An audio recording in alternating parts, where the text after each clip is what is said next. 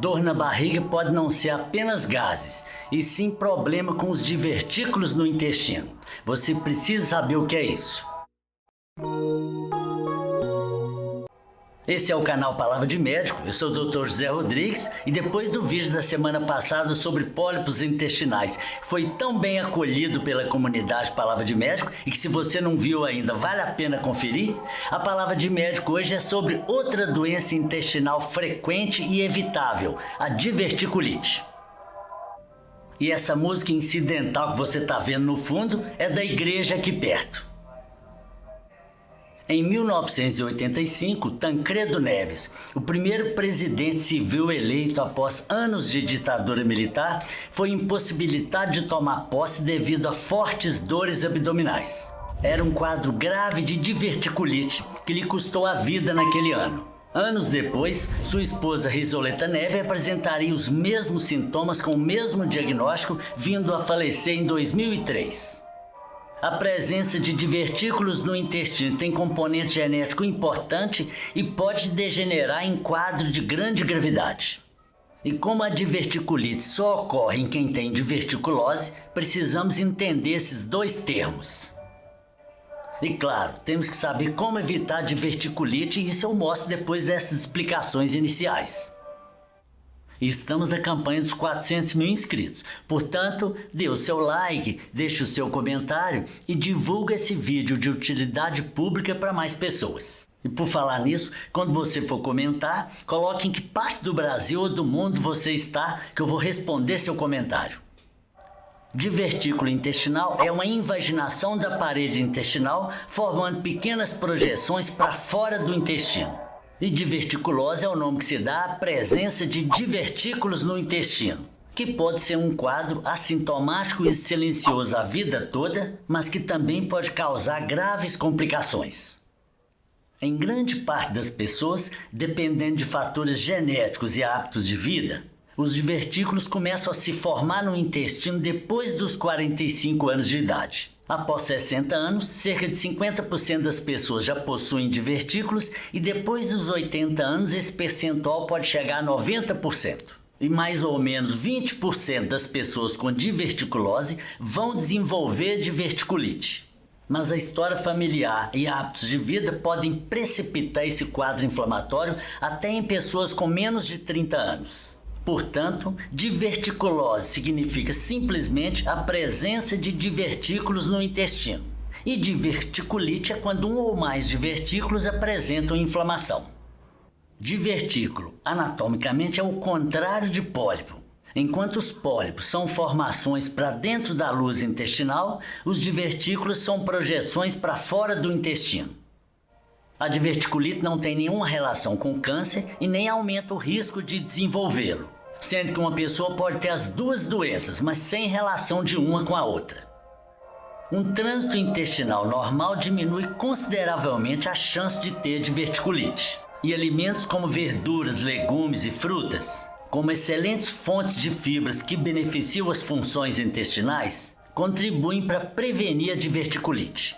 Por outro lado, há itens alimentares que, além de serem desprovidos de valor nutricional e serem pobres em fibras, irritam o intestino e estimulam a formação e a inflamação de divertículos.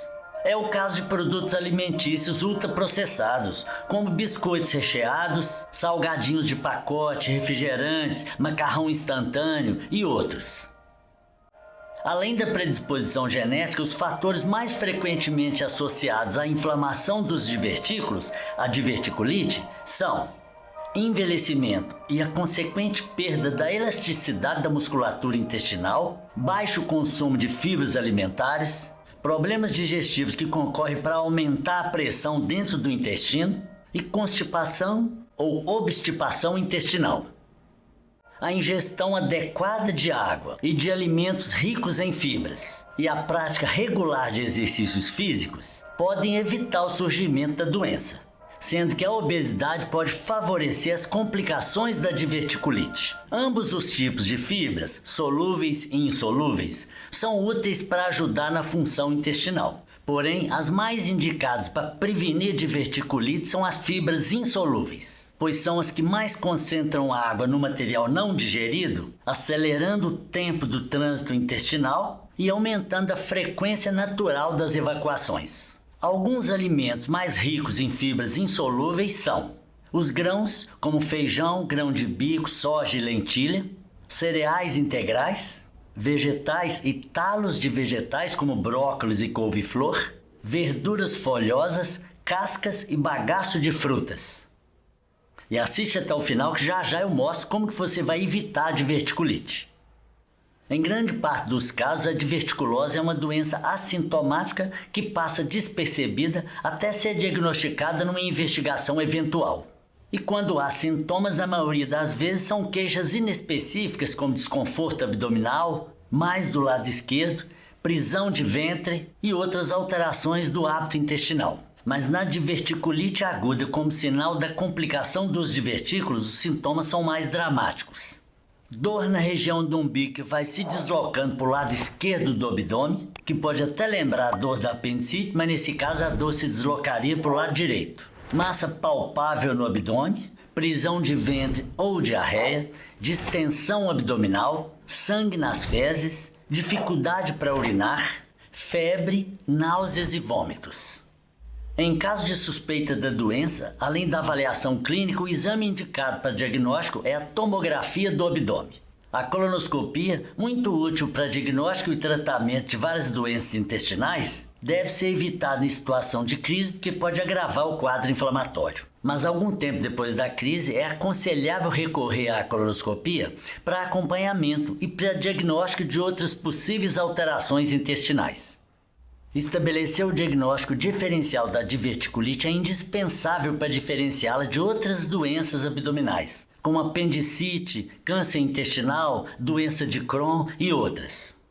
A maioria dos casos de diverticulite são tratados com a conduta clínica conservadora.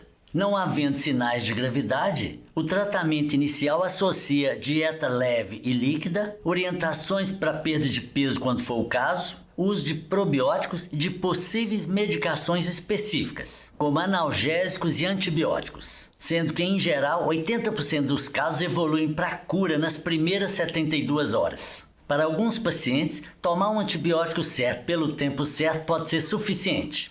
Se não ocorrer a melhora esperada, restam duas opções: a cirurgia para retirada da parte do intestino comprometida pela diverticulite ou a drenagem dos abscessos através de punção transcutânea se eles forem pequenos. As cirurgias de emergência decorrem de certas complicações da diverticulite aguda, como por exemplo a peritonite, que é a inflamação da membrana interna do abdômen, e a perfuração intestinal. Como a diverticulite aguda é um quadro que pode acontecer de novo, uma vez passada a crise, a cirurgia pode ser programada de acordo com a conveniência e com as condições clínicas do paciente.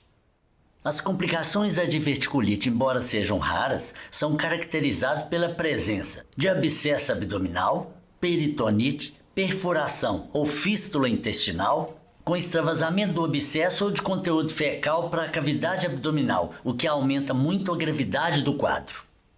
A proibição de sementes, nozes e pipocas para evitar diverticulite é mito, já que esses alimentos não estão associados ao aumento de incidência de diverticulose nem ao risco de diverticulite.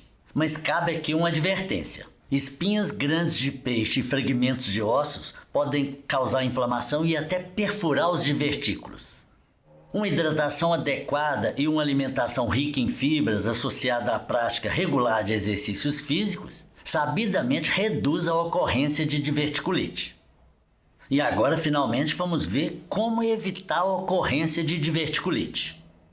Mesmo sendo o divertículo uma decorrência de malformação genética, um achado comum em idosos, você pode evitar ou retardar essa manifestação, qualquer que seja sua faixa etária, adotando as seguintes práticas. Tenha uma dieta variada e rica em fibras, tanto solúveis quanto insolúveis, incluindo sempre no seu cardápio frutas, verduras, legumes e grãos. Procure manter uma boa hidratação, com aquele conhecido cálculo de 30 a 35 ml de água por quilo de peso por dia, no mínimo. Evite o sedentarismo, com exercício físico possível para você. e que possa perfazer pelo menos 150 minutos por semana, já que isso, além de tantos benefícios, ajuda no trânsito intestinal normal. Atenda ao estímulo evacuatório, com um ritmo regular para o funcionamento intestinal. Se preciso, caso o uso correto de fibras não garanta um efetivo funcionamento intestinal, adote o uso de laxantes naturais e probióticos, com orientação médica. Que bom que você chegou até aqui. Agora que você está preparado para evitar a ocorrência de diverticulite, se você quiser dar o like, é agora ou nunca. E por sinal, eu tenho que agradecer você, o canal Palavra de Médico está quase batendo os 400 mil inscritos, e isso só acontece por causa do seu apoio. Muito obrigado. E esse era o tema de hoje. Muito obrigado. Vejo você no próximo vídeo.